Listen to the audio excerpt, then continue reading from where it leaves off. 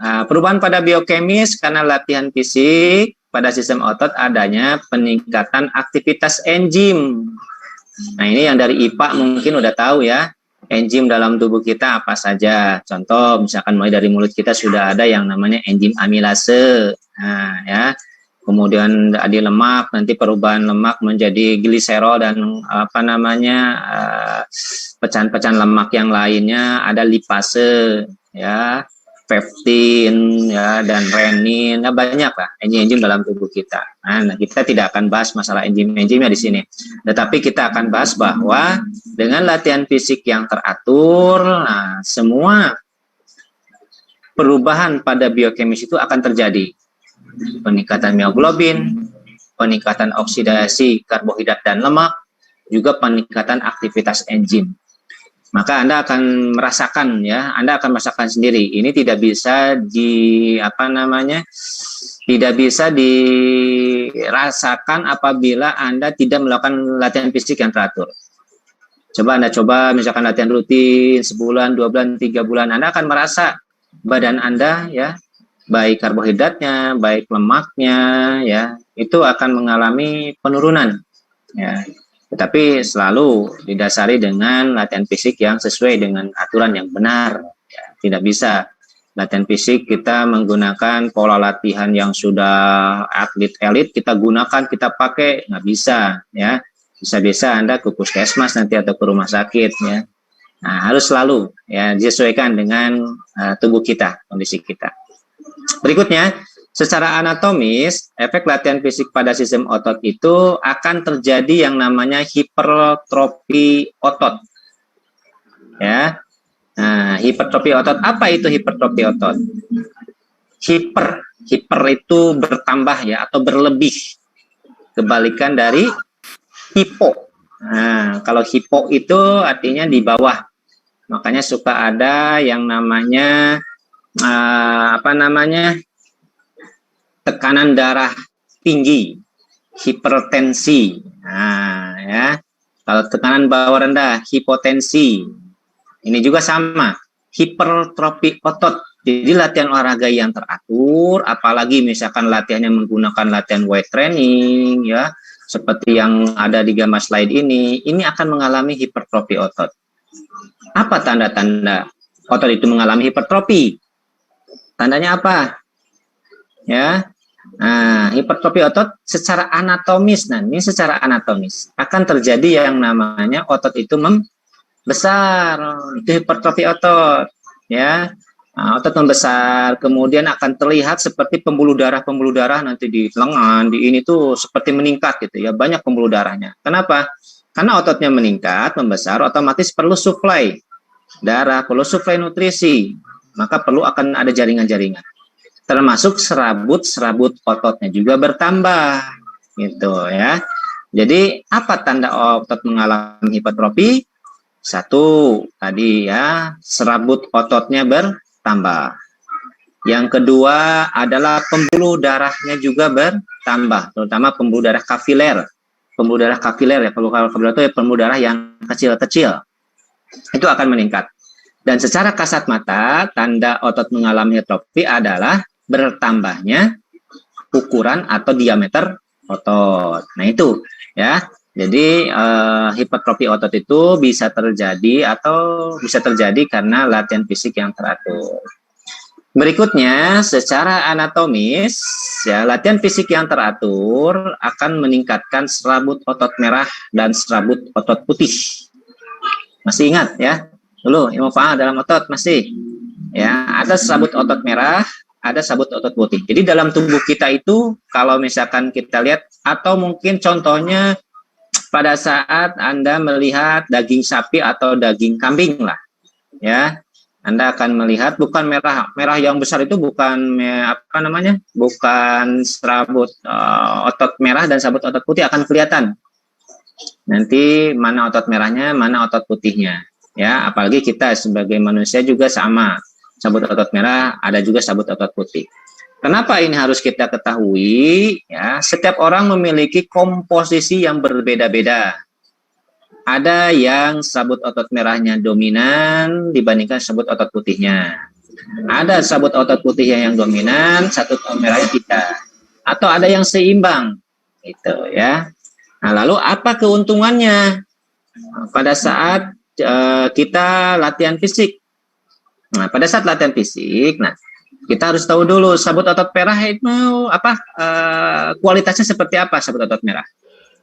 Sabut otot merah itu yang pertama kaya dengan mitokondria. Apa itu mitokondria? Masih ingat, buka lagi ya. Sabut otot merah itu kaya dengan mitokondria. Yang kedua, serabut otot merah itu adalah kualitasnya daya tahan. Karena banyak mitokondria, ya, kemudian juga serabut otot merah itu banyak Hb-nya, mioglobinnya, ya, maka kemampuannya adalah daya tahan. Jadi orang yang memiliki serabut otot merah dominan dibandingkan serabut otot putih, maka dia lebih cenderung cocok melatih atau dilatih cabang-cabang olahraga yang memerlukan daya tahan. Ya. Nah, sebaliknya serabut otot putih, nah ini mitokondrianya sedikit. Kualitasnya itu adalah ototnya itu kuat dan cepat. Nah, maka apabila misalkan seseorang memiliki serabut otot putih dominan, ya, dia akan lebih baik, akan lebih optimal prestasinya apabila dilatih cabang-cabang olahraga yang menuntut kekuatan dan kecepatan. Sprint, angkat besi, misalkan ya. Nah, itu serabut otot putih. Sedangkan serabut otot merah tadi adalah dengan menggunakan atau dengan olahraga-olahraga yang menuntut daya tahan, ya, seperti itu. Nah, berikutnya secara fisiologis. Nah, oke, mohon maaf saya berhenti dulu ya. Kita lanjutkan. Di sini terjadi yang namanya efek latihan fisik pada sistem kardiovaskuler, hipertrofi otot jantung. Nah, tadi kalau hipertrofi itu apa? Masih ingat ya? Hipertrofi itu otot kita mengalami peningkatan, baik secara pembuluh darah, baik secara serabut, baik secara diameter atau ukurannya. Jadi orang yang rajin latihan fisik secara teratur, otot jantungnya itu membesar dibandingkan dengan orang yang normal. Tapi membesarnya normal ya, karena ada pembesaran karena penyakit jantung itu membesar, namanya kardiomegali. Kalau kardiomegali itu bukan, wah Pak bagus itu otot jantungnya semakin besar. Itu bukan karena latihan fisik, karena penyakit kardiomegali itu, ya. Nah, di sini membesar itu otot jantung karena latihan fisik. Nah, karena terlatih terjadi hipertrofi otot jantung, ya. Oke. Ini masih banyak yang masuk ya. Berikutnya, efek latihan fisik pada sistem kardiovaskular adalah meningkatnya stroke volume. Apa itu stroke volume? Mas ya, dicatat ya, karena di sini saya di slide itu secara ringkas-ringkas. Meningkatnya stroke volume. Stroke volume itu adalah jumlah darah yang mampu dikeluarkan oleh jantung dalam satu kali denyutan. Itu stroke volume ya. Jadi sekali lagi, stroke volume adalah jumlah darah yang mampu didenyutkan atau dikeluarkan oleh jantung dalam satu kali denyutan. Disingkatnya SV ya. Ini besarannya 70 cc per satu kali denyutan. Ingat ya, ini awas. Ini selalu ada nih di ujian ataupun di kuis nih. Nah, yang kedua adalah atau yang selanjutnya meningkatnya COP. Nah, meningkatnya COP atau cardiac output. Istilahnya juga curah jantung. Jadi COP itu kepanjangan adalah cardiac output atau curah jantung. Nah, berapa besarannya kalau COP? COP itu curah jantung itu adalah 70 kali 60. Apa yang maksud dengan 60 itu? Nah, 60 itu adalah rata-rata denyut jantung kita berdenyut dalam 1 menit. Nah, itu 60 itu ya. Jadi kalau begitu pengertian COP apa? Jadi COP atau curah jantung adalah jumlah darah yang mampu dikeluarkan oleh jantung dalam satu kali dalam 1 menit. Nah, ya. Jadi sekali lagi, COP atau curah jantung adalah jumlah darah yang mampu dikeluarkan oleh jantung dalam 1 menit. Itu normalnya adalah 70 kali 60. Nah, ya. Jadi kalau misalkan APEK latihan fisik itu stroke volumenya bisa meningkat. Bukan hanya 70, mungkin bisa 80. Ya. Nah, ini juga COP juga akan meningkat. Denyut jantung kita naik, otomatis ya COP juga akan naik, meningkat. Berikutnya adalah efek latihan fisik pada sistem kardiovaskuler, meningkatnya kekuatan dan elastisitas otot jantung. Nah, jadi latihan fisik yang teratur itu bisa meningkatkan kekuatan dan elastisitas otot jantung. Jadi otot jantung kita lebih elastis pada saat jantung kita mengembang, ya, karena bekerja keras tidak akan mudah robek otot-ototnya. Nah, itu lebih elastis otot jantung kita. Oke ya, jadi kesimpulannya, efek latihan fisik pada sistem kardiovaskuler adalah hipertrofi otot jantung. Otot mengalami hipertrofi. Yang kedua, meningkatnya stroke volume atau SP. Yang ketiga, meningkatnya COP, cardiac output atau curah jantung.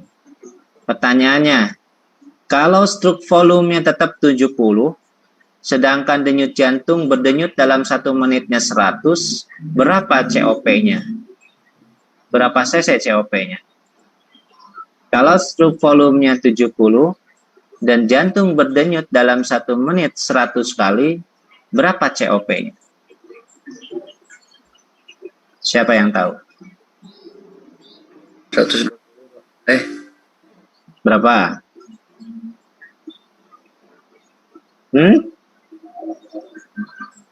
Jika stroke volumenya 70, kemudian jantung berdenyut 1 menit itu adalah 100 kali, berapa COP-nya?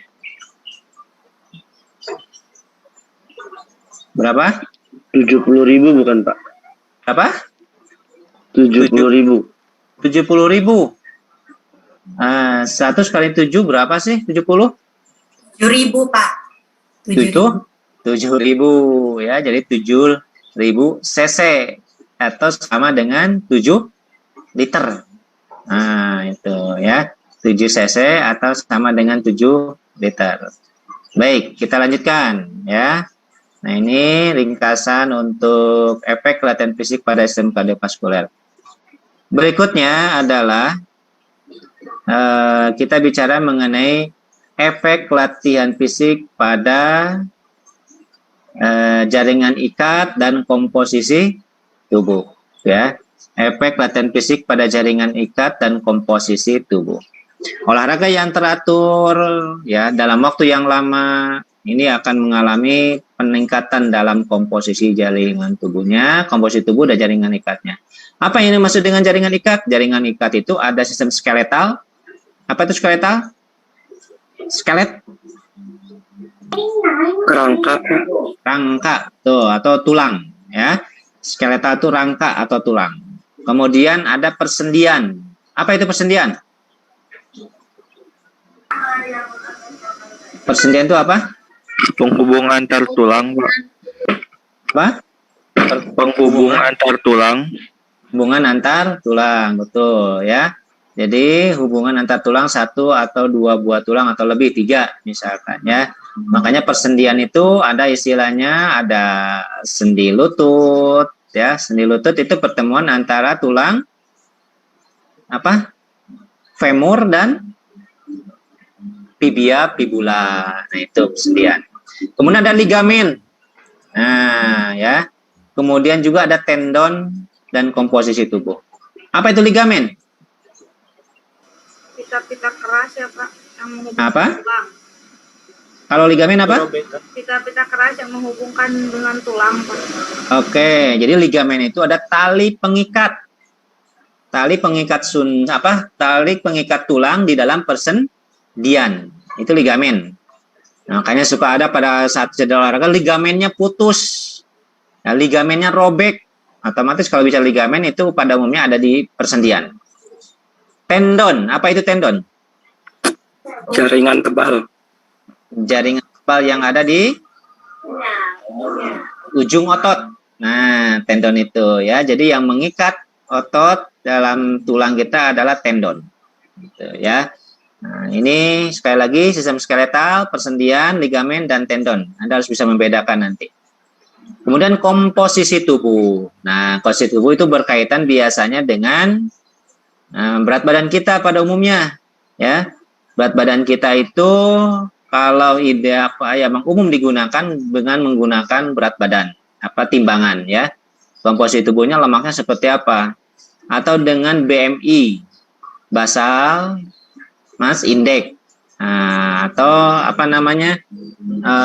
di kita itu mengukur kadar lemak ya, kandungan lemak dalam tubuh kita. Nah, ini komposisi tubuh.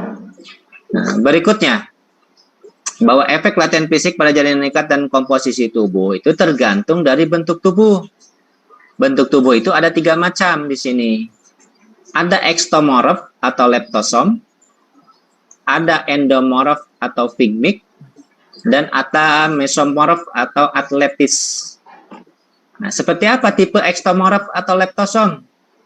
Ektomorf atau leptosom itu adalah tinggi kurus, jangkis, ya, jangkung ipis, tinggi kurus. Nah, ini tipenya tipe ektomorf atau leptosom. Kita banyak ya melihat misalkan ada atlet-atlet voli ya, atau misalkan basket. Nah, ini ada ektomorf atau leptosom kebanyakannya. Sedangkan yang berikutnya adalah endomorf atau figmic. Kalau endomorf atau figmic itu adalah pendek dan gemuk. Ya, endomorf itu pendek dan gemuk. Itu endomorf. Cocoknya untuk olahraga apa ini? Kalau endomorf ini pendek dan gemuk, biasanya ini olahraga-olahraga yang membutuhkan kekuatan dan stabilitas, stabil, angkat besi, gulat, ya seperti itu. Nah, ini biasanya endomorf dan figmic. Dan terakhir ada mesomorf atau atletis. Nah, ini kalau mesomorf dan atletis itu adalah proporsional bentuk tubuhnya. Nah, bisa ke voli, bisa ke basket. Kalau mesomorf itu permainan yang lainnya, ya ini komposisi lemak, komposisi ototnya itu seimbang, ya proporsi antara kaki, kemudian badan itu seimbang. Karena kita sering melihat ya, suka ada yang namanya misalkan dari perut ke atasnya itu panjang, kakinya pendek. Ada yang kakinya malah panjang, dari paha ke kaki panjang, tapi dari perut ke dada sananya pendek. Nah, yang mesomorf atau atletis itu proporsional, gitu ya, proporsional. Nah, berikutnya, sekali lagi ya, bentuk tubuh itu ada ektomorf atau leptosom, ada endomorf atau figmic, dan mesomorf atau atletis. Ektomorf itu tinggi kurus atau leptosom itu. Endomorf itu pendek gemuk, sedangkan mesomorf itu adalah atletis atau proporsional. Ya. Nah, lalu apa saja yang terjadi dengan ikatan? Pertama, perubahan pada tulang.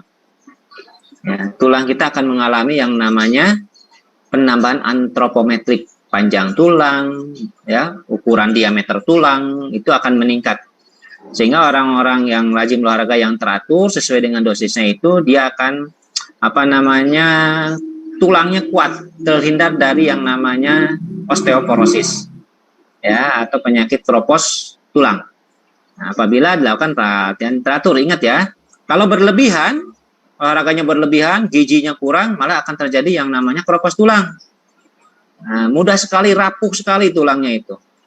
Apabila olahraga Anda berlebihan, tapi masukan gizinya itu kurang, malah sebaliknya akan mengalami osteoporosis. Makanya dari awal, saya sampaikan bahwa olahraga itu atau latihan fisik itu bisa seperti pisau bermata dua, yang saling bertolak belakang. Ada yang berdampak positif, ada juga yang berdampak negatif. Nah, itu ya. Selanjutnya, nah mencegah terjadinya osteoporosis tadi disampaikan. Olahraga yang benar, latihan fisik yang teratur itu akan mencegah terjadinya osteoporosis. Ya, osteoporosis itu keropos tulang. Berikutnya dapat menurunkan berat badan. Ingat, olahraga yang teratur itu bisa menurunkan berat badan. Tapi pada saat kita bicara olahraga ingin menurunkan berat badan nih, ini biasanya pada umumnya nih wanita ya, pada umumnya. Tapi sekarang udah mulai sama laki-laki termasuk saya, misalkan saya ingin menurunkan berat badan nih, itu harus latihan fisik nih.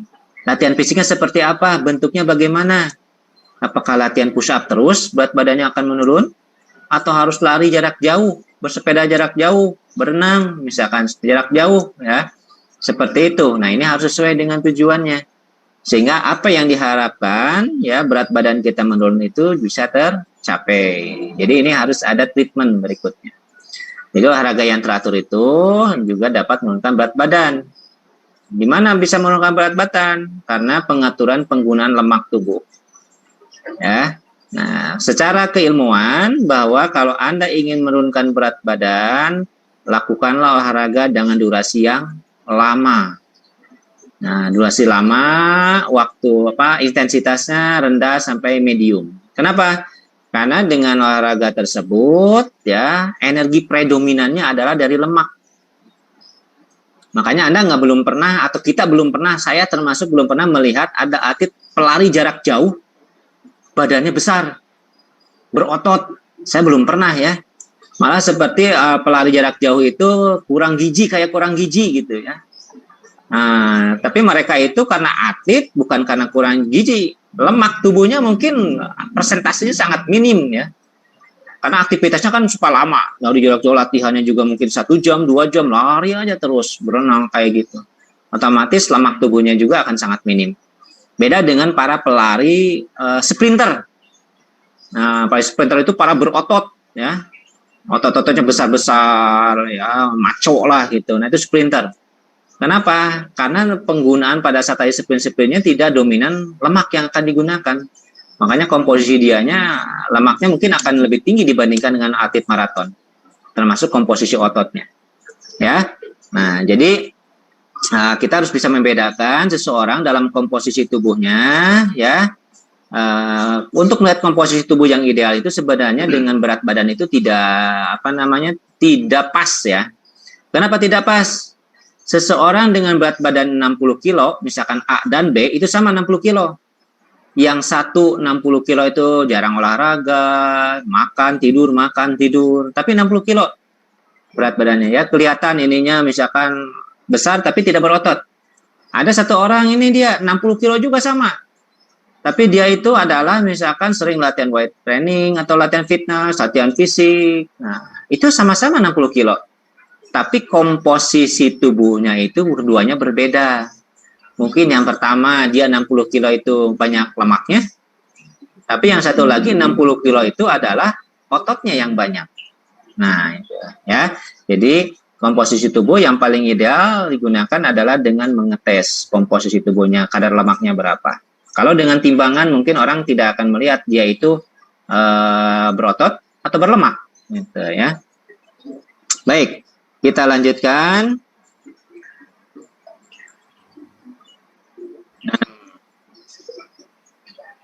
Oke, terakhir di sini efek latihan fisik pada sistem reproduksi, ketahanan tubuh dan hormon. Ya, latihan fisik yang teratur itu akan meningkatkan kekuatan alat-alat otot-otot alat reproduksi. Apa itu otot-otot alat reproduksi? Otot apa saja? Tahu? Wah, ini harus ketalar ini mah. Harus di luar kepala ya. Nah, jadi otot-otot alat reproduksi kita itu akan meningkat dengan olahraga latihan yang teratur. Terutama dengan hipertrofi massa ototnya ya. Kemudian meningkatnya kualitas sel telur dan sel sperma. Latihan fisik yang teratur, kualitas sel telur dan sel sperma itu akan meningkat. Sehingga biasanya orang-orang yang rajin olahraga itu tidak sukar atau tidak sulit memperoleh keturunan. Kenapa? Karena dengan latihan teratur itu meningkatnya kualitas sel telur dan sel sperma. Sel telurnya itu ada di wanita, sedangkan sel spermanya ada di pria. Terjadinya proses pembuahan apabila bertemunya sel telur dan sel sperma. Dan sel sperma bisa menembus sel telur dengan bagus. Ya, terjadilah pembuahan. Nah, makanya latihan fisik atau olahraga suka digunakan salah satu terapi bagi satu pasangan keluarga yang belum mempunyai keturunan. Ya, selain gizinya yang diatur, selain psikisnya juga dikelola, ya, pasti ada salah satunya adalah dengan latihan fisik yang teratur. Nah, selanjutnya adalah meningkatnya jumlah natural killer cell. Jadi sel pembunuh ini ya, sel pembunuh yang ada dalam tubuh kita untuk apa? Membunuh, menghadang bibit penyakit yang masuk ke dalam tubuh kita. Virus, bakteri, kuman masuk ke dalam tubuh kita ini akan berhadapan dengan yang namanya natural killer cell. Ya, jadi olahraga yang teratur seperti itu. Silakanlah kita bisa rasakan sendiri. Anda latihan teratur seminggu 3 kali rutin, ya. Ya, kemudian tiba-tiba dengan adanya COVID, Corona ini Anda tidak rajin olahraga. Kadang sebulan sekali, kadang misalkan 2 minggu sekali, kadang tiap hari, tidak teratur. Nah, akan berbeda dalam tubuh kita. Dulu waktu kita latihan teratur, ya, flu, pilek malah lewat, jarang sekali malah gitu. Tapi sekarang misalkan jarang olahraga, ya, keanginan sedikit, masuk angin. Ya, kepanasan sedikit, flu, misalkan seperti itu. Jadi natural killer cell-nya itu kualitasnya berkurang. Tapi dengan latihan fisik yang teratur, ya, dengan kontinu, ini akan meningkatkan natural killer cell sehingga imunitas kita akan meningkat. Makanya pada saat sekarang kita di saat situasi COVID, jangan berhenti berolahraga. Ya, tetap berolahraga sesuai dengan dosis kita. Jangan berlebihan. Kalau berlebihan malah akan menurunkan ya imun kita. Nah, tapi kalau moderat atau sesuai itu akan meningkatkan. Meningkatnya imunoglobulin. Nah, imun. Nah, ya, imun dalam tubuh kita tadi salah satunya natural killer cell. Kemudian meningkatnya hormon pertumbuhan, ada hormon insulin, leptin, itu akan meningkat. Sehingga latihan fisik itu bagus bagi misalkan usia SD, SMP, ya, untuk bisa meningkatkan hormon pertumbuhan. Sehingga tulangnya bisa terangsang, ototnya bisa terangsang untuk tumbuh lebih bagus, ya. Tapi olahraganya seperti apa? Jangan dikasih weight training, ya. Anak SD latihan weight training, latihan beban tempat fitness misalkan. Itu malah akan menghambat pertumbuhan tulangnya, ya. Nah, ini ya, efek latihan fisik pada berbagai sistem tubuh. Jadi pada sistem otot, ya, sistem pernapasan, sistem kardiovaskuler, sistem pada jaringan ikat komposisi tubuh, dan terakhir adalah efek latihan fisik pada sistem reproduksi, ketahanan tubuh, dan hormon. Ya, nah ini adalah efek-efek latihan fisik. Oke, satu subbab lagi sebelum kita masuk ke pertanyaan-pertanyaan. Kita sekarang akan bicara mengenai klasifikasi olahraga, ya. Nah, klasifikasi olahraga berdasarkan tujuan yang ingin kita capai. Jadi yang pertama, kita berolahraga itu ada olahraga kesehatan. Tujuannya jelas, ya, kita supaya tubuh kita sehat. Kemudian adalah olahraga pendidikan. Tujuannya olahraga pendidikan adalah supaya olahraga yang dilakukan untuk mencapai tujuan pendidikan. Ini olahraga-olahraga yang ada di sekolah, di SD, SMP, SMA itu termasuk olahraga pendidikan. Jadi kita berolahraga itu adalah olahraga untuk pendidikan. Nah, ya.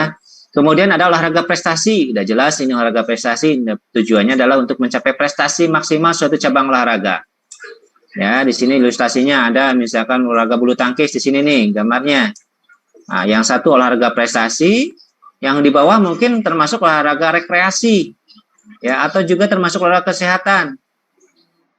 Nah, kemudian olahraga rekreasi adalah olahraga untuk mencari kepuasan.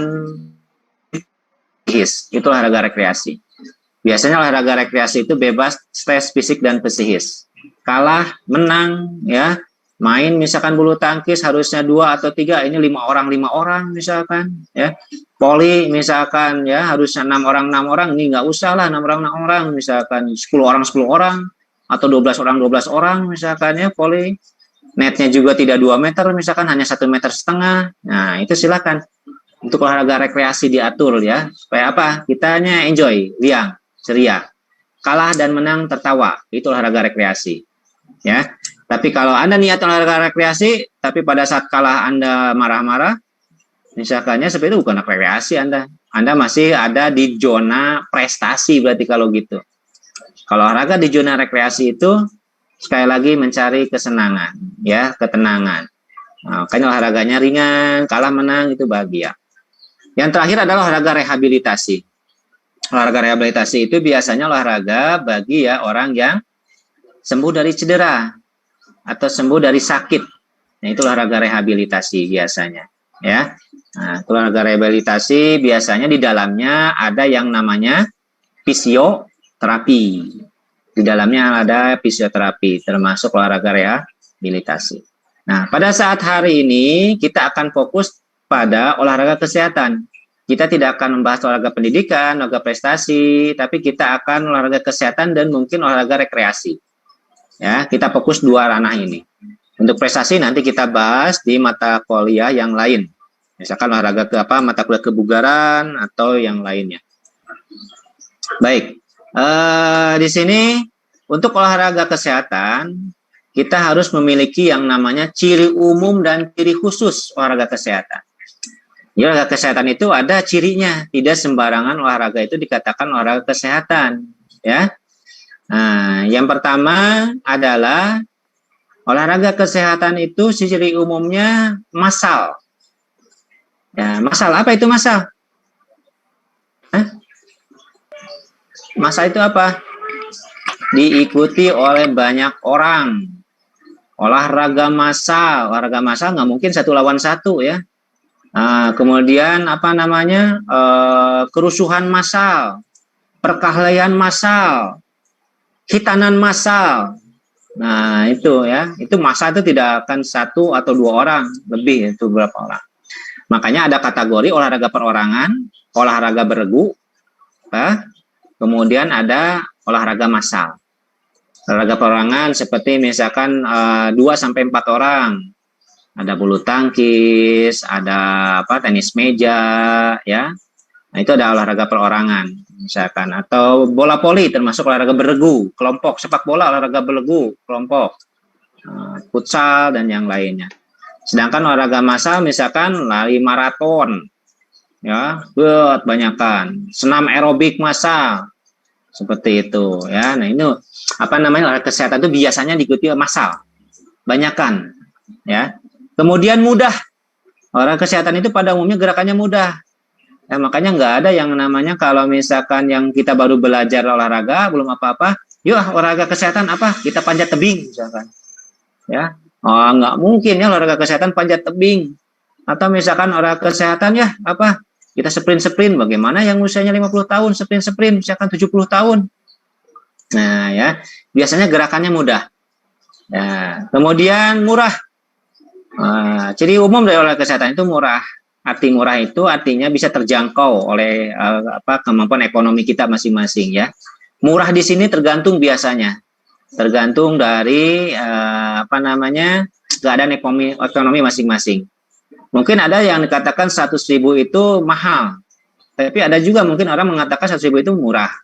Nah, ini relatif ya, murah itu. Yang penting adalah tidak membebani kita. Nah, ya, tidak membebani kita. Kemudian meriah. Nah, otomatis kalau massal pasti meriah. Ya. Nah, seperti Anda misalkan mainlah hanya 1 atau 2 orang. Wah, keberanian Anda, bercanda Anda itu mungkin tidak terlalu semeriah apabila Anda bermain dalam 1 kelas. Nah, contoh negatif misalkan. Kenapa geng motor itu pada berani? Karena biasanya berkelompok gitu ya. Nah, berkelompok mereka, wah, meriah-meriah main motor, weng kayak gitu ya. Berani seperti itu. Nah, ini tolong nih buat mahasiswa-mahasiswa saya ya, adik-adik saya di sini ya, tolong jauhi hal-hal seperti itu ya, karena dampak negatifnya cukup banyak. Berkelompok boleh, tapi jangan sampai melakukan hal-hal yang tidak bermanfaat. Berikutnya adalah manfaat dan aman. Olahraga kesehatan itu sudah jelas harus punya manfaat dan juga aman, ya. Nah, jadi sekali lagi bahwa olahraga kesehatan itu harus memiliki ciri umum, massal, mudah, murah, meriah, dan manfaat. 5M sama ya seperti kita yang sekarang ini COVID nih. Galakan 5M, sekarang pun sama olahraga kesehatan, 5M juga. Hanya bedanya, nah M-nya di mana? 5-nya apa saja? Massal, mudah, murah, meriah, dan manfaat. Ya. Berikutnya adalah syarat olahraga kesehatan, ciri khususnya apa saja nih? Kalau setelah 5 itu ditempuh, nah ciri khususnya apa? Intensitasnya homogen.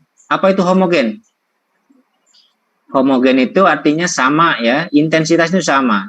Mau yang usianya 15 tahun, 20 tahun, 70 tahun, itu intensitasnya homogen, gerakannya sama itu.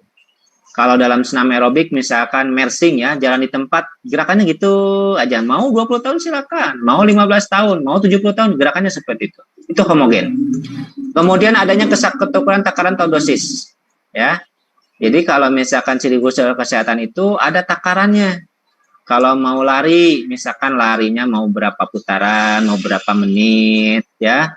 Kemudian mau berapa minggu, berapa kali per minggu. Nah, itu ya termasuk olahraga kesehatan. Intensitasnya mau berapa persen dari DNM. Nah, itu. Kemudian adekuat, ada batas minimal agar bermanfaat. Jadi pada saat Anda mau berlari, ya, Anda harus tahu dulu kemampuan Anda awal berlari itu berapa. Contoh misalkan kemampuan Anda berlari itu biasanya Anda sudah suka berlari kalau di lapang dadaha misalkannya, lapangan dalam itu Pak saya kuat 20 kali misalkan. 20 kali Pak. 20 kali berarti kalau lapang dadaha dalam itu kan udah jelas 400 meter. 400 kali 20 berarti berapa? 8 ya, 8.000. Berarti Anda adalah sudah mampu berlari 8 km. Nah, pada saat dengan saya dilatih, misalkannya Anda latihan nih untuk olahraga kesehatan. Yuk, Anda lari 5 kilo aja. 5 kilo buat Anda itu sudah lewat gitu ya. Nah, makanya harus diketahui dulu berapa kemampuan awal Anda, harus ada batas minimal agar bermanfaat. Jadi kalau misalkannya sudah mampu berlari 8 kilo, kita bisa kasih Anda lari misalkan 8 ya 8.500 meter lah, atau misalkan 8,5 kilo. Nah, kasih beban seperti itu ya, batas minimal. Kemudian bebas stres fisik dan psikis, itu adalah kesehatan. Kalah menang, gerakan salah, misalkannya itu tidak ada yang menegur. Ya, contoh misalkan senam aerobik, Anda mau semangat gerakannya, mau tidak semangat, ya, mau gerakannya apa namanya high impact, mau low impact, misalkan ya. Nah, Anda tidak akan ada yang menegur. Kenapa? Karena sesuai dengan kemampuan Anda. Nah, itu ciri khusus daripada olahraga kesehatan, ya. Jadi ciri khususnya adalah homogen, adanya kesatuan takaran dosis, adekuat, bebas stres fisik dan psikis. Nah, baik.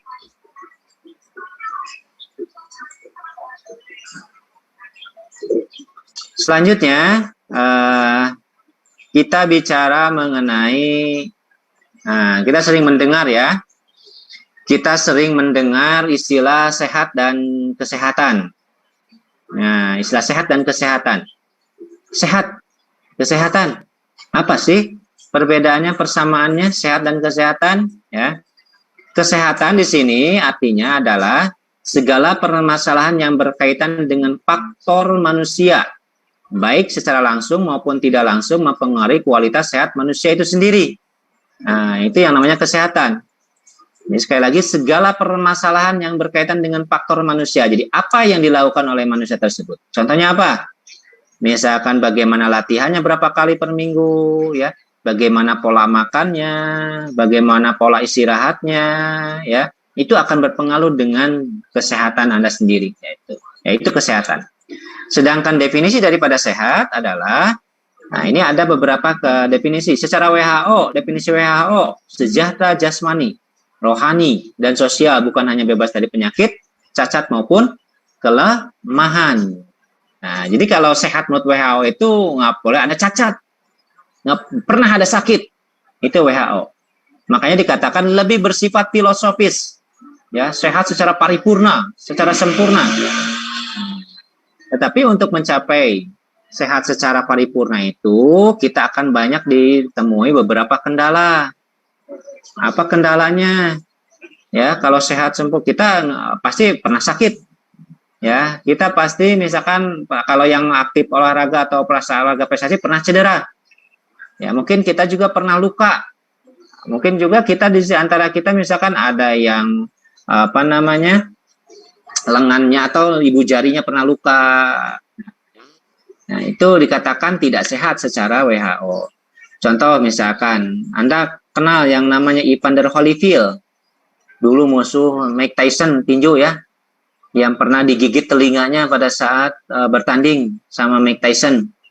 Nah, itu telinganya itu sebagiannya itu putus ya. Nah, secara fisiologi secara WHO itu Evander Holyfield sudah tidak sehat. Kenapa? Telinganya tidak sempurna. Ya, tetapi kan lihat badannya, lihat ininya. Ya, itu cukup bagus. Makanya ada batasan pengertian sehat menurut kajian ilmu faal. Kalau menurut kajian ilmu faal, yang pertama adalah normal proses fisiologis di dalam tubuh. Normalnya fungsi alat-alat tubuh. Normalnya fungsi tubuh secara keseluruhan. Makruh dikatakan sehat. Jadi lebih bersifat fisiologis. Nah, lalu bagaimana perbedaannya antara WHO dan fisiologis? Kalau WHO tadi misalkan Evander Holyfield telinganya tidak sempurna ya karena digigit oleh Mike Tyson gitu. Itu WHO tidak sehat, tapi secara ilmu faal bisa dikatakan sehat apabila apa?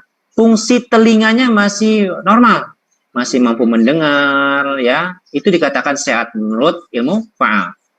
Berikutnya juga misalkan ada seseorang yang salah satu ibu jarinya misalkan putus. Ya. Secara WHO itu sudah tidak sehat.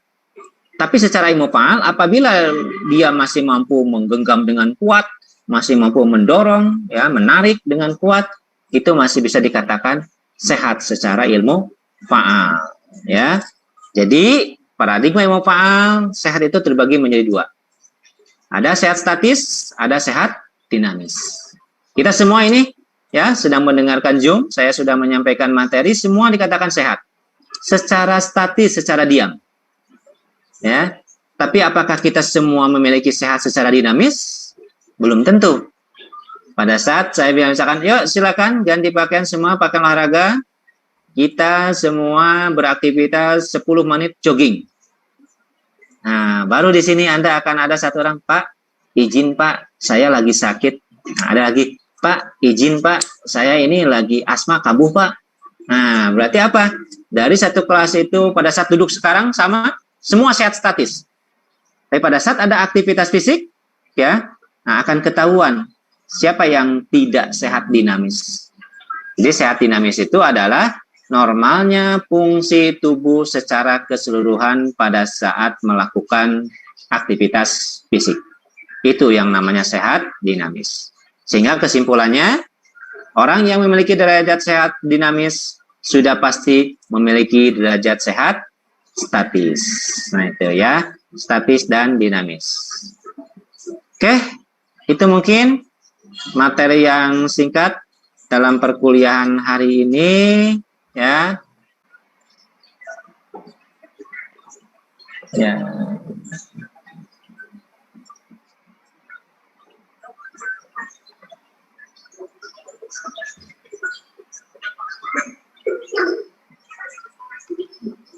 Baik, kita coba buka pertanyaan. Di sini sudah ada beberapa yang bertanya, ya. Saya urut taruh dari atas.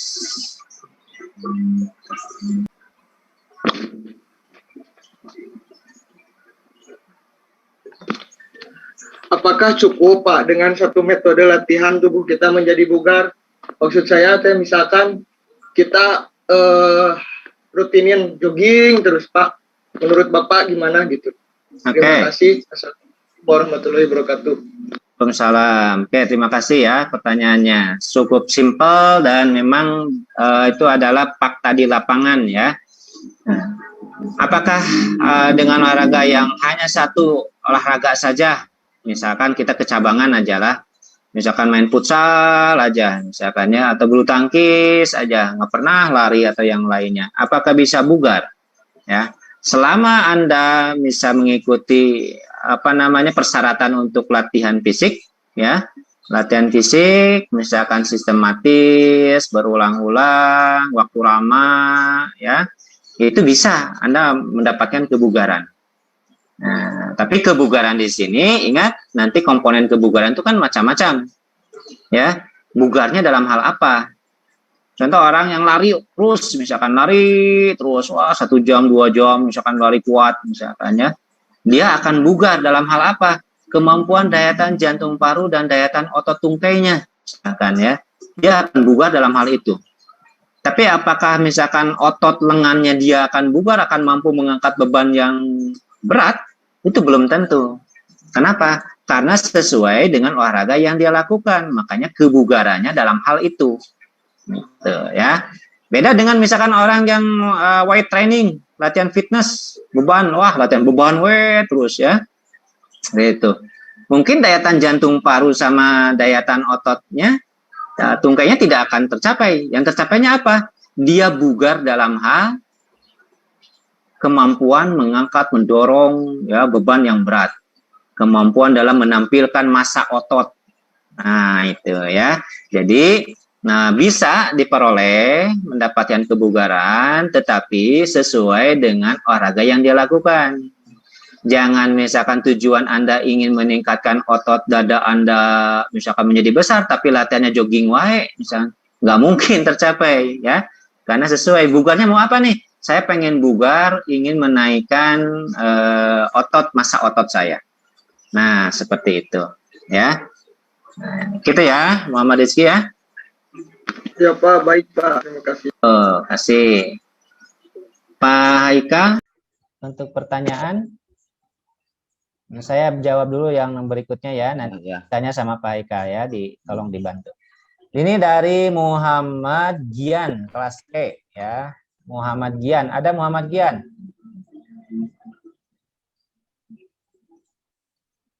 Ada Pak. Oke, Muhammad Gian, pertanyaannya di sini, seorang memiliki yang turunannya endomorf ya, kemudian dia ingin merubah bentuk tubuhnya menjadi apa nih? Kemudian ingin merubah tubuh menjadi tubuh yang lebih atletis misalkan ya. Nah, jadi apakah bisa? Nah, Gian silakan Gian seperti apa nih pertanyaannya?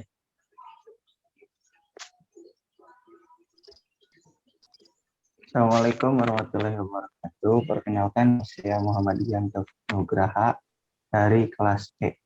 Ingin bertanya Pak, bagaimana jika ada seseorang yang memiliki tubuhnya endomorf, kemudian itu merupakan keturunan dari kedua orang tuanya, dan si dia itu memiliki niat ingin memiliki tubuh yang atletis dengan melakukan latihan secara rutin. Dia itu jadi ingin lebih tinggi dan berotot. Oke. Apakah baik. Itu akan berubah? Ya, Gian, terima kasih. Ya. Jadi latihan, ya sekali lagi tadi latihan yang dilakukan dengan teratur, ya, kemudian juga melakukan prinsip-prinsip latihan yang benar. Secara fisiologis itu tubuh kita akan mengalami perubahan. Baik secara anatomis, secara biokemis, maupun secara fisiologis. Nah, sekarang setelah kita latihan seperti itu, ternyata apa yang kita harapkan tidak tercapai. Ke pertanyaan Gian, ya, saya ingin meninggikan badan saya. Saya ingin tinggi nih badan saya. Tapi ternyata misal Anda sudah melakukan sesuai dengan ya, latihan teratur seperti itu. Nah, kembali lagi, untuk merangsang otot, merangsang tulang, kita perlu gizi. Nah, seperti apa gizinya? Wah, kemudian Gian tuh apa? Wah, saya gizi Pak, udah Pak. Nah, gizinya misalkan makanan mengandung protein, mengandung mineralnya banyak, vitaminnya ada, misalkan ya, udah Pak, semua latihan udah sesuai.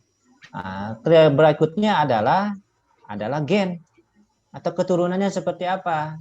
Bagaimana orang tuanya, ya? bagaimana keturunan, misalkan orang tuanya enggak, bagaimana ke atas, yang namanya keturunan itu tidak terbatas hanya kepada orang tua ya. Kakek kita dan buyut Jangkawareng udah-udah ke arah sana itu ya. Makanya suka ada 7 turunan. Nah ya, lihat seperti apa, ada enggak ya gen kita dulu waktu, walaupun orang tua kita misalkan tidak tidak tinggi badannya, tidak begitu tinggi, misalkan dua-duanya, ada nggak keturunan ibu kita? Ada nggak keturunan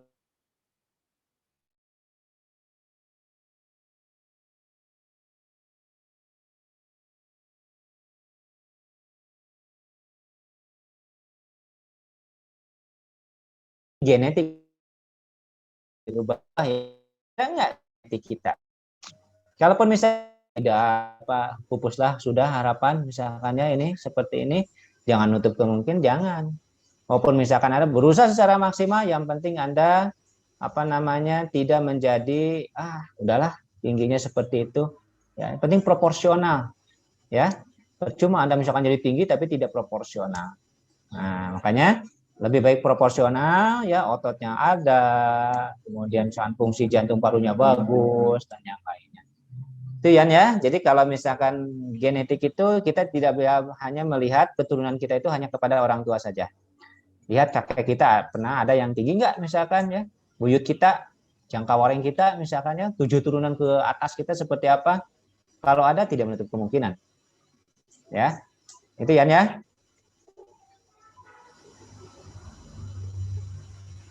Oke. Baik, terima kasih. Sama-sama. Oke, baik. Di sini ada Fani ya. Fani Oktaviani. Fani Oktaviani kelas A. Nah, mengapa kita sering kehabisan napas pada saat berolahraga ya? Kehabisan napas. Nah, artinya di sini saya kaitkan kalau dengan fisiologi adalah Anda habisnya oksigen dalam tubuh Anda, ya. Nah, saat berolahraga, pada saat berolahraga, otomatis kita harus tahu dulu persyaratan sebelum Anda berolahraga tersebut, ya. Persyaratannya apa? Contoh, misalkan pada saat Anda berolahraga, untuk bulu tangkis misalkan, untuk bulu tangkis daya tahannya harus berapa sih, ya? Untuk bulu tangkis, untuk sepak bola harus berapa sih? Nah, untuk lari misalkan hanya lari saja, Anda larinya kuat berapa lama sih? Jadi kembali lagi pada saat Anda kehabisan napas, Anda harus tahu dulu kemampuan Anda itu seperti apa. Jangan dulu ke lari lah, kita ke makan aja dulu. Ya, pada saat Anda disuruh makan misalkan 1 piring, ya, pada orang lain 1 piring itu biasa-biasa aja. Tapi Anda akan mengalami kesulitan makan 1 piring itu. Kenapa? Karena Anda hanya biasa makan setengah piring. Maka pada saat dikasih 1 piring, Anda akan mengalami kesulitan, ya. Nah, jadi kenapa kehabisan napas? Mungkin kemampuan Anda, daya tahan Anda itu tidak mendukung terhadap olahraga yang Anda lakukan. Ya. Lari misalkan, harusnya Anda hanya sampai 1 kilo atau 2 kilo, saat ini Anda berlari misalnya karena dengan ikut teman-teman sudah 4 kilo, karena kehabisan napas Anda. Karena bensin Anda hanya 2 kilo. Olahraga bulu tangkis misalkan Anda biasa main 2 set, ini diajak main 4 set. Pada set ketiga atau keempat Anda sudah kehabisan napas karena apa? Bensin Anda hanya terbatas sampai situ. Jadi sekali lagi, ya, kenapa kehabisan napas? Kalau lihat dari segi fisiologi adalah karena bensin Anda atau Anda belum terbiasa berolahraga dengan durasi yang saat itu Anda lakukan. Ya, makanya kembali kepada awal, berapa kemampuan awal saya sebenarnya untuk bisa berolahraga supaya tidak napas Anda terengah-engah. Ya, makanya yang paling penting adalah ya latihan dulu, latihan fisik. Supaya apa? Supaya latihan fisik itu bisa meningkatkan kemampuan daya tahan Anda minimal, ya, mampu berolahraga dalam waktu yang lama. Itu ya, Fani ya. Berikutnya ini ada dari Fahrullah. Efek latihan fisik dapat meningkatkan otot jantung, tetapi mengapa banyak atlet yang terkena serangan jantung? Bagus pertanyaannya ini ya. Kita sering melihat, kita bicaranya ke sini atlet yang masih aktif ya. Kita masih atlet yang aktif. Yang sering terlihat di dalam terpublikasikan misalkan di sepak bola. Ya, di sepak bola atau misalkan kalau di bulu tangkis, kalau atlet sih jarang ya. Tapi kalau non atlet misalkan apa namanya yang sering berolahraga itu banyak kejadian kena jantungnya pada saat bermain bulu tangkis. Ini sepak bola aja kita bicara mengenai atlet. Kenapa atlet itu bisa olahraga yang teratur bisa meningkatkan otot jantung? Itu secara fisiologis ya. Tetapi secara patologis atau secara sebab penyakit kita nggak tahu apakah seorang tersebut punya genetik atau punya keturunan penyakit jantung. Ya, itu yang pertama. Yang kedua, bagaimana dengan pola hidupnya? Ya, pola hidupnya seperti apa? Konsumsi makanannya, misalkan apakah pola istirahatnya, kemudian juga apakah dia konsumsi alkohol atau tidak, merokok atau tidak, dan yang lainnya. Jadi selain faktor latihan, ya tadi faktor latihan dilakukan dengan benar bisa meningkatkan seperti itu. Lakukan dengan benar akan banyak mengakibatkan hal-hal yang negatif. Tadi contoh aja lah, misalkan pertanyaan yang pertama, kenapa suka kehabisan nafas? Karena ya. Nah, jadi kenapa banyak yang suka kena penyakit jantung atlet? Karena mungkin secara secara genetiknya dia sudah punya penyakit bawaan jantung, gitu ya. Yang kedua, mungkin dia tidak bisa menjaga pola hidupnya. Pada saat sebelum bertanding malam harinya, malah misalkan gadang. Ya, pada saat main, tubuh Anda tidak fit, dipaksakan, akhirnya jantungnya yang kena, bensinnya yang kena, mesinnya yang kena. Gitu. Jadi banyak faktor ya, banyak faktor. Ini disebabkan karena apa? Olahraga bisa meningkatkan jantung secara fisiologis apabila olahraga dilakukan dengan benar. Tidak dilihat dari patologisnya. Ya, kalau patologis tadi lah sebab akibat penyakit ya, seperti itu. Baik, itu ya. Kemudian berikutnya di sini ada Muhammad Atmal. Muhammad Atmal kelas A, saya kadang-kadang perut kram saat olahraga, apalagi olahraga lari. Tips cara mengatasi perut kram saat olahraga apa? Ya, oke. Kram. Ya, kram itu artinya ada suatu mekanisme dalam tubuh kita yang sudah tidak normal. Salah satu penyebab kram adalah meningkatnya asam laktat. Ya, salah satu penyebab kram juga kadar oksigen dalam tubuh itu sudah mulai berkurang. Itu kram. Nah, kalau terjadinya seperti ini, apalagi olahraga lari, misalkan ya terjadi kram di perut. Ada beberapa hal yang perlu diperhatikan. Satu, apakah pada saat sebelum lari konsumsi makanan yang Anda makan terlalu dekat dengan lari Anda, ya, makan atau minum terlalu banyak sebelum lari, misalkan. Atau yang kedua biasa Pak, enggak biasa-biasa, ya, makan jauh hari, minum juga sedikit, tapi tetap kram, misalkan. Nah, kemungkinan ini otot-otot perut Anda juga tidak terlatih, gitu ya. Otot perut Anda tidak terlatih sehingga perut Anda, otot-otot perut Anda tidak bisa mengatasi beban yang berat pada saat latihan lari khususnya ya, karena jelas bahwa selama lari itu otot perut itu berkontraksi juga ya. Pada saat berkontraksi otot perut Anda juga tidak terlatih ya, tarapisan misalkan sit up ya, belum pernah sit up sama sekali, otomatis ini akan menjadi faktor resiko mengalami yang namanya kram di perut Anda ya. Jadi kram ya saat berolahraga lari di perut misalkan ya, itu banyak faktornya. Satu adalah karena tadi makan banyak terlalu dekat dengan aktivitas larinya ya, misalkan setengah jam baru Anda makan banyak baru lari. Nah, itu faktor resiko. Yang kedua adalah karena terlalu lelah.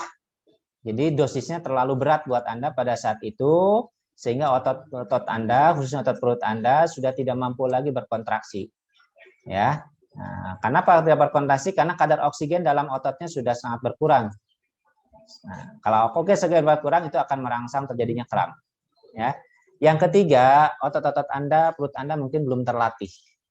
Nah, jadi bisa ketiga hal ini ya yang bisa menjadi panduan Anda nanti pada oh ini kalau masih seperti itu lagi, nah kita lihat lagi nanti apa kemungkinan ya, kita lihat dulu kenapa Anda selalu mengalami hal seperti itu.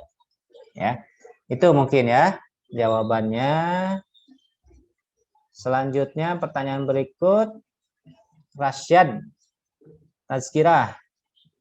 Ya, untuk selabut otot merah dan otot putih itu bisa dilatih sejak dini atau sudah dari bakat lahir. Lalu bagaimana cara mengeceknya? Oke, bagus ya.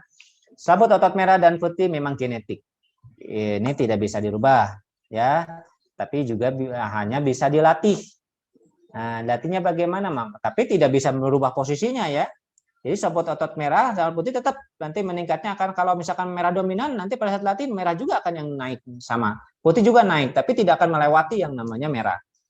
Nah, lalu bagaimana cara mengetahuinya si seorang itu tipe otot merahnya dominan atau putihnya yang dominan? Memang kalau secara medis, secara idealnya adalah dengan biopsi otot, diambil bagian ototnya, sebagian ototnya, kemudian di lab dilihat nanti ya mana yang dominan persentasenya antara merah dan putih. Tapi itu banyak juga di Indonesia belum diterapkan karena pertimbangan-pertimbangan kemanusiaan. Pertimbangan kemanusiaan itu artinya masih riskan mengambil sebagian otot untuk hanya dites itu saja misalkan ya. Makanya para pelatih sekarang ya banyak menggunakan dengan tes parametrik aja. Tesnya apa? Contoh misalkan kita ingin melihat apakah dia itu kalau atletik misalkan ya, apakah cocok untuk nomor-nomor lari jarak jauh atau nomor yang misalkan lari jarak jauh atau sprint misalkan. Ya, atau misalkan yaitu dua lari jarak jauh sprint atau misalkan tolak peluru atau lempar lembing kayak gitu. Nah, ada beberapa treatment yang bisa dilakukan atau perlakuan, yaitu biasanya dengan menggunakan tes-tes parameter. Misalkan lari sprint dites, lari jarak jauhnya dites, lari kemampuan melemparnya, kemampuan misalnya otot tungkainya, nanti akan dilihat. Nah, di mana nih? Misalkan push up selama 1 menit atau mengangkat beban 20 kilo. Nah, itu akan dilihat. Jadi ada tes-tes yang, ini tes-tes yang menuntut daya tahan atau sabut otot merah. Nah, ini tes-tes untuk menuntut kemampuan sabut otot putih. Nah, setelah hasil tes itu, nanti di hasil seperti apa? Oh, ternyata untuk tes daya tahannya dia misalkan rendah, larinya juga lambat, waktunya juga lama, ya. Kemudian ini daya tahan otot lengannya misalkan dengan push up 1 menit juga kemampuannya terbatas. Nah, berikutnya dia bagaimana sprintnya? Oh, ternyata sprintnya bagus dia. Ya, lari 50 meter waktunya sekian. Ini kemampuan melemparnya, kemampuan mengangkatnya. Oh, berarti secara kasat mata ya, penampilan secara biomotornya bahwa dia lebih cocok kepada cabang olahraga yang menuntut kekuatan dan kecepatan. Ya, diduga juga bahwa di dalamnya itu dominan otot putih yang banyak komposisinya dibandingkan dengan otot merah. Itu mungkin yang bisa kita lakukan secara kasat mata, karena kalau secara biopsi otot itu sangat jarang sekali ya, malah mungkin saya belum pernah mendengar ya ada tes untuk ini semua di biopsi otot dulu, tidak. Tapi pada umumnya banyak menggunakan dengan tes tadi biomotor atau tes gerak lah ya, dengan gerak dominan daya tahan atau misalnya otot merah, atau gerak dominan otot putih atau kekuatan dan kecepatan. Itulah saja. Jadi mengeceknya dengan cara itu, kemudian bisa dilatih sesuai dengan serabut otot yang dominan tadi. Jadi kalau misalkan sudah ketahuan bahwa dia lebih condong cenderung kepada olahraga untuk daya tahan, ya jangan banyak dilatih untuk latihan untuk prestasi untuk kekuatan dan kecepatan, karena prestasinya nanti tidak akan optimal, ya. Nah, makanya kalau misalkan udah ketahuan tadi dari diagnosa tes seperti itu lebih kepada otot merah dominan, maka binalah untuk cabang-cabang olahraga yang menuntut daya tahan, ya, sehingga nanti prestasinya bisa lebih optimal. Itu mungkin Rasyad ya jawabannya. Oke, selanjutnya kita batasi sampai jam 9 Pak Ika ya. Pak. Ya. Muhammad Akmal, di sini pertanyaannya, Pak, mengapa orang yang masuk angin merah badannya ketika diurut? Pak, mengapa orang yang masuk angin merah badannya ketika diurut? Nah ini ya, masuk angin. Terus terang secara pengetahuan saya belum tahu nih kenapa ya bisa memerah. Contoh juga misalkan, kalau menurut saya masuk angin dan tidak masuk angin, kalau ada penekanan pada serabut otot ya, itu pasti akan ada memerah karena terjadi penambahan aliran darah. Ya, penambahan aliran darah di dalam otot yang dipijit, atau otot kalau dalam ini permukaan kulit yang dikerok misalkannya akan memerah. Tapi pada saat misalkan yang masuk angin memerahnya lebih dibandingkan dengan orang yang tidak masuk angin, terus terang saya belum ada jawabannya. Mungkin nanti bisa Pak Haika bisa menambahkan ya, mengapa orang yang masuk angin merah badannya ketika diurut, atau yang lebih pas lagi nanti kalau misalkan itu dikerok ya, dikerok itu merahnya lebih merah dibandingkan dengan yang tidak masuk angin. Nah ini PR buat saya nanti ya, Muhammad Akmal. Untuk minggu depan saya belum ada jawaban yang pas ini ya. Silakan selanjutnya Muhammad Akmal. Berikut Muhammad Akmal.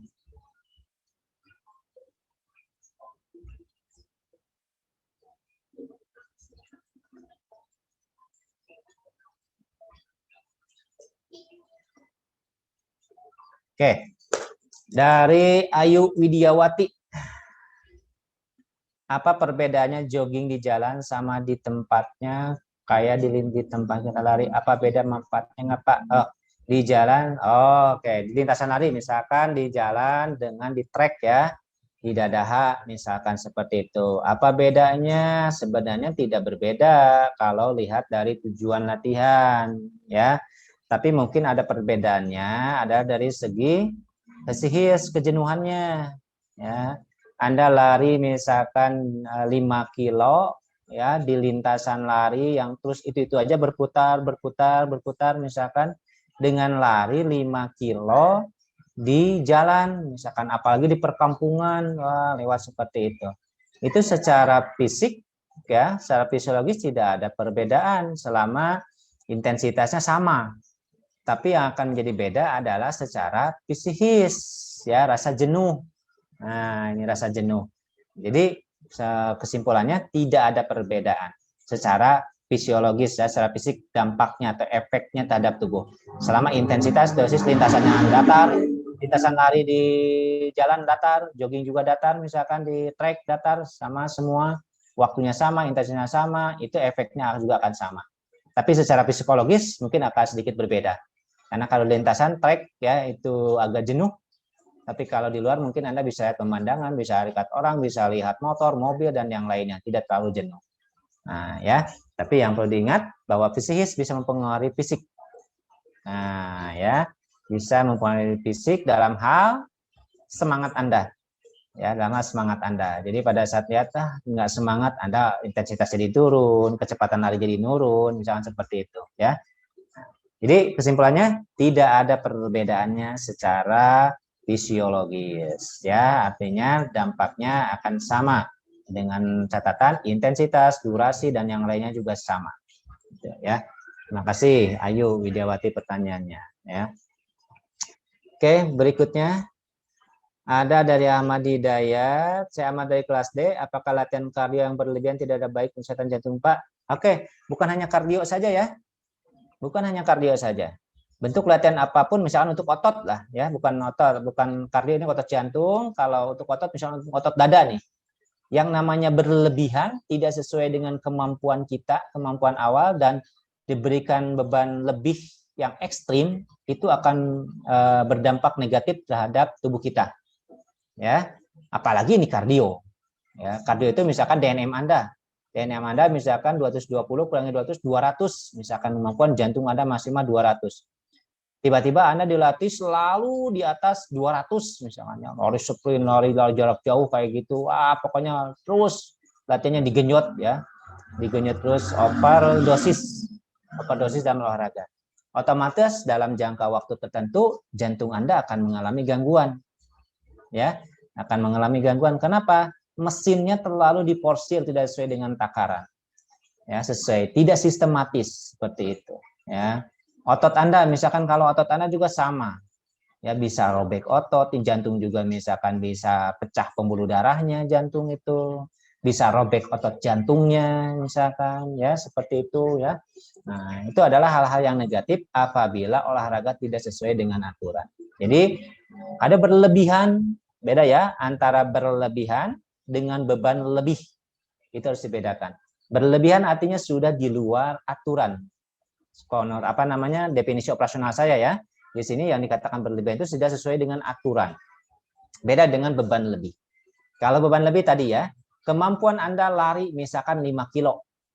Nah, kemampuan awal setelah dites ya. Kemudian pada saat program latihan saya kasih 5 kilo setengah. Mungkin itu yang setengah kilo itu adalah beban lebih yang harus diadaptasi oleh tubuh. Tapi akan menjadi berlebihan apabila kemampuan Anda lari 5 kilo, kemudian dikasih program oleh saya, oh lari sekarang 10 kilo. Nah, jantung Anda akan mengalami kerepotan, betul. Ya, ini yang disebut berlebihan. Ya, kalau otot misalkan kemampuan Anda hanya angkat 15 kilo awal-awalnya, kemudian saya naikkan menjadi sekarang 16 kilo aja Anda awal, karena kemampuan Anda hanya 15 kilo, jadi 16 kilo. Tapi pada saatnya diberikan misalnya 25 kilo langsung. Nah, ini yang namanya berlebihan, itu akan berdampak negatif terhadap tubuh kita. Itu ya, Ahmad ya. Jadi selalu pada saat kita melakukan olahraga yang teratur, selalu harus punya takaran, harus punya dasar, harus tahu kemampuan awal kita itu berapa. Ya, makanya dalam prinsip latihan ada prinsip individu. Individu artinya kemampuan tiap orang itu akan berbeda-beda, tidak bisa disamakan. Ya, oke bagus, Ahmad Hidayat pertanyaannya. Oke lanjut untuk pertanyaan selanjutnya ada Muhammad Rizky Padlika. Nama saya Muhammad Rizky Padlika dari kelas B. Izin bertanya apa? Mengapa program latihan fisik harus direncanakan dengan baik dan sistematis serta ditujukan untuk apa? Terima kasih. Ya jelas lah ya. Jangankan latihan fisik. Seperti Anda sekarang aja keluar dari rumah tanpa tujuan. Mau naik apa atau apa misalkan ya. Mau kemana Anda nanti? Ya tanpa tujuan. Ya tiba-tiba Anda saya keluar rumah lah misalkan ya. Mana ya itu ada angkot misalkan naik angkot itu aja turun di mana ya misalnya seperti itu, otomatis Anda akan percuma itu ya, waktu itu akan percuma. Termasuk program latihan ya, Anda harus tidak terprogram misalkan wah hanya latihan tiap hari terus tapi tanpa ada harus berapa menit harus berapa jam, tidak ada hal itu ya, otomatis itu juga manfaatnya Anda tidak akan tercapai. Jadi mengapa harus terprogram? Supaya kita terfokus ya, terfokus tujuan kita apa. Ya, jangan lupa olahraga aja. Anda aja misalkan keluar dari rumah, oh saya itu mau kuliah hari ini, atau tidak keluar misalkan sekarang saya mau kuliah jam 7 sampai jam 9. Oh saya harus punya kuota. Ya kuotanya harus berapa nih? Ya, oh saya harus nih jaringannya harus kuat nih. Nah itu ya, itu terencana, terprogram. Ya, nah, kemudian bagaimana? Oh, ini aturannya seperti apa? Aturan kuliah ternyata suaranya harus dimatikan, videonya boleh dimatikan atau dihidupkan. Silakan, tergantung kuota yang Anda miliki, misalkan seperti itu. Nah, itu terprogram. Apalagi latihan fisik, ya. Apalagi harus direncanakan. Anda ini sekarang, misal saya ingin menurunkan berat badan, misalkan ya, tidak ke prestasi dulu nih, kita ke kebugaran dulu atau kesehatan. Saya ingin menurunkan berat badan. Anda harus tahu dulu berat badan Anda itu berapa. Ya. Oh, ternyata berat badan saya sekarang 70 kilo, saya ingin menurunkan menjadi 60. Nah, setelah tahu itu, baru Anda, oh, latihannya apa nih? Bentuk latihannya seperti apa? Berdasarkan rujukan-rujukan, ternyata untuk menurunkan berat badan itu adalah latihan kardio dengan waktu yang relatif lama. Karena lemak yang dibakarnya nanti, semakin lama aktivitas fisik dengan intensitas rendah, maka energi yang digunakan adalah dari lemak misalkan. Oh itu pegang prinsip itu misalkan satu. Selanjutnya, oh saya mau jogging nih, dari kardio itu ternyata ada jogging, ada renang, bersepeda, dan yang lainnya. Oh saya pilih jogging aja, karena saya bersepeda, misalkan sepedanya udah jelek atau yang lainnya, oh mau jogging nih. Nah, lalu setelah jogging, misalkan oh saya pilih jogging nih, harus berapa lama jogging saya? Harus berapa menit, harus berapa jauh jaraknya? Tes dulu kemampuan jogging Anda. Nah ya, setelah itu, oh ternyata jogging saya dengan lari misalkan 2,4 daya tahan saya hanya mampu dalam kurun waktu misalkan berapa menit ya, misalkan kalau 2,4 misalkan 6 menit atau 10 menit misalkan ya, misal ini ya. Nah, ternyata oh hanya 10 menit 2,4, oh saya harus bisa berlari ini 10 menit menjadi 3 kilo misalkan. Nah itu dosis awal direncanakan. Berapa lama sih 2 kilo ya? Apa 3 kilo itu 1 bulan, 2 bulan? Apakah seminggu 3 kali, seminggu 4 kali, seminggu 5 kali? Itu harus direncanakan. Nah, supaya apa? Supaya target yang kita tentukan itu bisa tercapai ya. Nah, apakah selalu tercapai? Belum tentu. Ingat ya, program yang direncanakan, yang terprogram saja, yang direncanakan saja, kadang tidak tercapai, apalagi yang tidak direncanakan. Apa kendalanya? Bisa kendala karena Anda sibuk kuliah, misalkan yang sudah direncanakan. Apa karena Anda misalkan ada keperluan keluarga, ya, atau misalkan tadi ingin menurunkan berat badan tapi pola makan Anda tidak dirubah, misalkan ya, malah lebih banyak makan malam dan yang lainnya. Itu adalah hal-hal faktor. Jadi pada saat setelah misalnya 3 bulan dites, ternyata berat badan saya nggak nurun, evaluasi di sana. Ya, evaluasi. Kenapa nih? Oh ini udah benar, ini udah benar, ini udah benar. Oh ternyata makan saya ini ternyata berat badan itu makan harus memang udah diatur juga misalkan ya, seperti itu. Oh ini ternyata ada saya berapa kali bolong nih latihan nggak latihan. Nah itu ya Muhammad Rizky ya. Jadi betul-betul mengapa harus terprogram supaya tujuan yang ingin kita capai itu bisa terrealisasi ya. Oke selanjutnya Angga Paujan. Oke satu lagi ya terakhir di sini. Perkenalkan Pak Ujang, bertanya Pak, apakah penyebab cedera ACL dan apakah bisa sembuh jika mengalami cedera ACL? Ini di lutut ya. Nah, cedera lutut sebenarnya ini udah pertanyaan ke cedera olahraga. Nanti Pak Ika bisa lebih menambahkan. ACL cedera lutut itu banyak penyebabnya. Satu bisa over stress, yang kedua bisa juga karena benturan. Nah, ya ada benturan. Biasanya kalau misalkan tanpa ada benturan bisa karena overuse, penggunaan yang berlebihan. Ini banyak faktor penyebabnya. Ada juga yang karena benturan, ya benturan langsung misalkan pada sepak bola atau pada saat game apa ya Anda terbentur ya lututnya. Nah, apakah bisa sembuh tergantung derajatnya. Ya, derajatnya seperti apa cedera ACL-nya. Apakah misalkan masih ringan, belum ada terjadi perobekan di ligamen, belum ada terjadi pengurangan atau bagian-bagian tulangnya, atau di bagian busanya, ya tulang rawannya atau yang lainnya, ini harus ada pemeriksaan lebih lanjut dulu.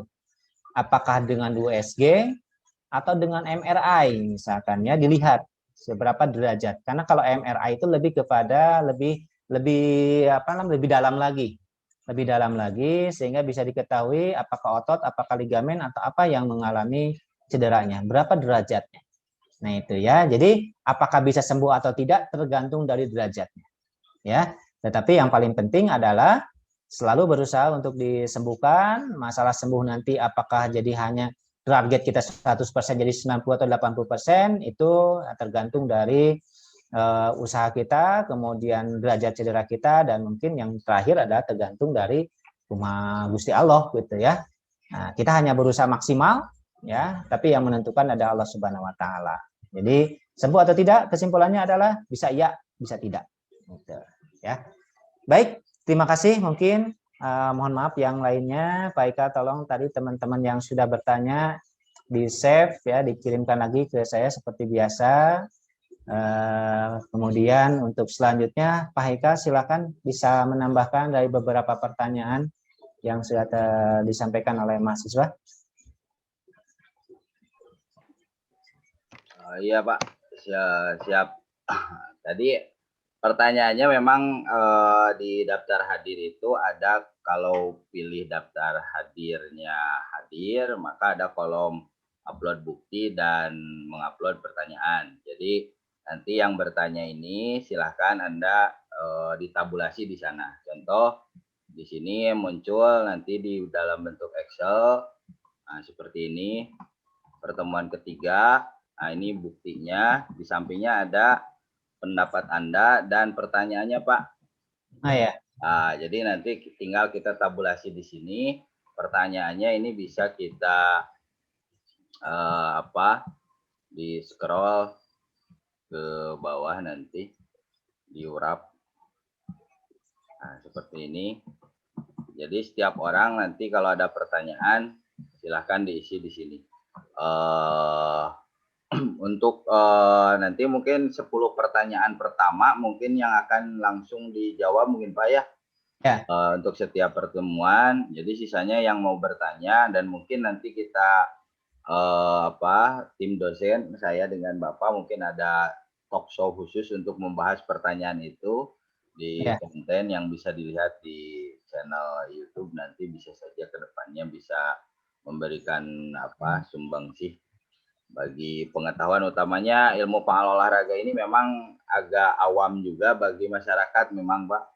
Iya, betul. Jadi pertanyaan-pertanyaan mahasiswa kita ini mungkin saja mewakili yang ada di masyarakat sebetulnya. Nah, terkait tadi ada pertanyaan tentang ACL, memang ini biasanya berkenaan dengan tadi kalau kata Pak Nanang, Pak Dr. Nanang, yaitu karena benturan. Selain daripada itu juga saya menambahkan mungkin dari gerakan yang salah ketika memutar, kalau ada gerakan rotasi di satu teknik dasar, lututnya terjadi perputaran, terjadi poros, sehingga posisi dari gerakan tersebut memang biasanya pada atlet pemula yang gerakannya masih kasar atau yang memang ketika bertanding terlihat kaku, atau memang gerakan teknik dasarnya tidak benar-benar dilakukan dengan benar. Contoh mungkin ada perputaran, kalau di basket ada pivot, di sepak bola ada turnover, gitu kan, yang memang telapak kakinya full nempel sehingga gerakannya stabil, ketika diputarkan lututnya memutar begitu. Ada juga yang seperti itu. Cuma untuk penyembuhan bisa sembuh asal disiplin dengan bantuan orang-orang fisioterapi utamanya. Karena sekarang sudah ada fisioterapi dan saya pun dengan Pak Ridwan, izin Pak Dr. Nanang, kami sudah menyusun Siliwangi Sport Massage yang nantinya bisa siapa saja yang berminat bisa gabung di sana. Jadi untuk menjaring mahasiswa kita yang punya minat di urut-mengurut gitu. Jadi untuk nantinya ke depan setelah mata kuliah cedor itu kita bikin seperti itu. Nah, kebanyakan memang kalau tadi program latihan fisik sebetulnya sudah terbahas oleh Bapak juga. Cuma yang selalu diingat adalah konsistensi dari melakukan program yang sudah. Sebagus apapun program, kalau hanya black ink on the paper, hanya tulisan saja, ya, tinta hitam di atas kertas putih, itu hanya wacana saja. Jadi harus ada konsistensi dalam melakukan program tersebut. Mau programnya dari pelatih Sintayong yang timnas sekarang U23, sebagus apapun, mau dari Mourinho, tidak ada konsistensi, ya buat apa gitu kan, hanya untuk kesombongan saja. Nah, itu pertanyaannya, nanti mohon yang bertanya, mungkin pasti kalau pertanyaannya berasal dari lubuk hati Anda gitu kan, itu pasti masih diingat, atau Anda bisa copy paste dari Zoom langsung ke daftar hadir. Daftar hadir linknya tetap ada di deskripsi grup, itu terbuka otomatis jam 7.30 sampai dengan 9.56. Jadi nanti mulai daftar hadir diisi pas Pak Dr. Nanang ketika membuka sesi diskusi. Sekaligus nanti daftar pertanyaannya saya bisa ngambil dari sana gitu, untuk ditampilkan di screen supaya cepat. Kalau memang di sini takutnya jaringan sayanya jelek, pas balik lagi masuk hilang semua chatnya itu. Kebanyakan begitu. Barusan juga untungnya agak koneksi agak kurang bagus. Jadi takutnya pas kembali lagi hilang chatnya. Nah itu yang sebagai backupnya tolong diupload karena jadi salah satu penilaian ya Pak yang bertanya itu jadi seaktif mungkin karena pertanyaan dari Anda sangat otentik sekali. Otentik itu sangat kalau memang ingin tahu memang benar ingin tahu sehingga ini bisa jadi bahan kajian kita di fisiologi olahraga sebetulnya. Nah itu nanti insya Allah videonya akan dimunculkan di YouTube, linknya nanti akan dimunculkan di grup ya setelah diberes diupload. Itu saja mungkin Pak dari saya. Terima kasih. Ya, terima kasih Pak Haika tambahannya ya. Jadi nanti kami tetap berkolaborasi, termasuk nanti kalau misalkan mahasiswa ada hal-hal yang baru atau menemukan sesuatu pernah dibaca atau apa, dengar, bisa sampaikan di diskusi ini ya. Nah, saya sampai di diskusi ini, jadi nanti harapan kami sebenarnya apapun yang menjadi pertanyaan di benak Anda semua ya selama Anda misalkan ikut sekolah mengikuti pembelajaran penjas di sekolah misalkan atau misalkan Anda mengikuti pelatihan di exco, di klub ya berkaitan dengan fisiologi ya, perubahan tubuh kenapa harus pemanasan misalkan ya, kenapa misalkan latihan itu harus teratur ya. Nah, lihat dari sudut fisiologi itu seperti apa ya. Nah, tolong disampaikan. Jadi hal-hal yang mengganggu kayak tadi lah, kenapa sih perut terus suka kram? Nah, itu atau misalkan sedikit-sedikit betis saya kram, sedikit-sedikit betis saya kram misalkan seperti itu. Nah, itu hal-hal yang tadi faktual di lapangan yang sering terjadi atau yang Anda pernah alami ya kita diskusikan ya. Nah, dan jangan puas dari jawaban yang saya sampaikan atau dengan Pak Eka sampaikan, silakan cari lagi kalau ada hal yang baru kita diskusi. Selalu bahwa kita harus berdasarkan dasar ya, sumber pada saat kita menyampaikan sebuah pendapat. Mungkin sumber saya Pak Eka seperti ini, ada sumber lain silakan. Kita beradu argumen dengan sumber atau dengan data ya, by data, by sumber lah, by literasi, literatur ya. Baik, kesimpulan untuk perkuliahan hari ini ya, mohon maaf untuk yang tidak bisa dijawab secara langsung. Yang pertama bahwa training efek atau efek latihan bisa terjadi apabila tadi latihan dilakukan sudah benar. Ya, lakukan dengan benar tapi komitmen dan konsistensi tidak dilaksanakan juga akan buyar apa yang sudah kita terprogramkan ya, sudah programkan. Jadi bisa terjadi pada otot, pada sistem pernapasan, sistem jantung, sistem jaringan ikat, termasuk sistem reproduksi. Itu bisa terjadi apabila latihan yang teratur dalam kurun waktu tertentu. Kenapa dikatakan tertentu? Karena setiap tujuan itu akan ada batas minimal untuk dapat mendapatkan efek latihan. Ya, contoh misalkan latihan fleksibilitas, kalau dalam ini dengan latihan daya tahan itu waktu pencapaiannya akan berbeda. Ya, seperti itu. Berikutnya juga tadi sudah dibahas mengenai olahraga kesehatan. Ya, macam-macam olahraga ada prestasi, kesehatan, pendidikan, rekreasi, rehabilitasi ya. Termasuk tadi cedera ACL itu termasuk di dalamnya penyembuhan dengan olahraga rehabilitasi, ada fisioterapi di dalamnya. Nah, ya. Ciri umum olahraga kesehatan, ciri khusus olahraga kesehatan, termasuk pengertian sehat secara WHO dan sehat secara ilmu. Sudah kita bahas. Jadi mohon terus dipelajari ya. Jangan hanya lewat saja. Karena mungkin sewaktu-waktu tanpa pemberitahuan, saya dengan Pak Ikal akan mengadakan kuis, ya, tanpa ada pemberitahuan. Nah, sehingga untuk apa? Kita ingin Anda betul-betul prepare, siap gitu. Pada saat kita mau file nih, baca dulu materi sebelumnya. Oh, ada di YouTube nih, saya nggak mencatat, ada di YouTube, buka lagi YouTube-nya. Coba baca lagi. Mungkin juga nanti suatu saat akan ada pertanyaan langsung di Zoom ini. Saya panggil nama A, kelas Ano. Silakan buka ininya, saya tanya nih. Nah, mungkin seperti itu. Ya. Jadi segala sesuatu itu harus dipersiapkan karena dalam hidup kita ada bisa di predictable dan unpredictable ya. Ada yang kita bisa duga, ada yang tidak bisa diduga. Nah, ini yang kalau tidak bisa diduga ini yang harus kita antisipasi dengan persiapan. Itu aja mungkin yang dia sampaikan, pesan-pesan sponsor terakhir dari saya, selalu jaga 5M ya. Bukan 5M ciri umum olahraga ya, tapi 5M memang untuk meminimalisir atau mencegah terjadinya penularan COVID-19. Tetap jaga kesehatan, kebugaran, berolahragalah dengan sesuai aturan, ketentuan ya. Jaga pola makan, istirahat yang cukup, dan selalu berusaha untuk meningkatkan kuantitas dan kualitas ibadah kita ya. Jaga yang punya masih orang tua, jaga orang tua kita, apalagi di rumah, bantu-bantu orang tua ya. Memanfaatkan beribadah ke orang tua selama beliau-beliau masih ada ya, karena itulah salah satu ongkos Anda mendapatkan ridho dan dari Allah Subhanahu wa taala ya. Terima kasih Pak Haikal, terima kasih semuanya. Kita tutup perkuliahan hari ini dengan bacaan hamdalah bersama-sama. Alhamdulillahirrabbilalamin. Assalamualaikum warahmatullahi wabarakatuh. Waalaikumsalam warahmatullahi wabarakatuh.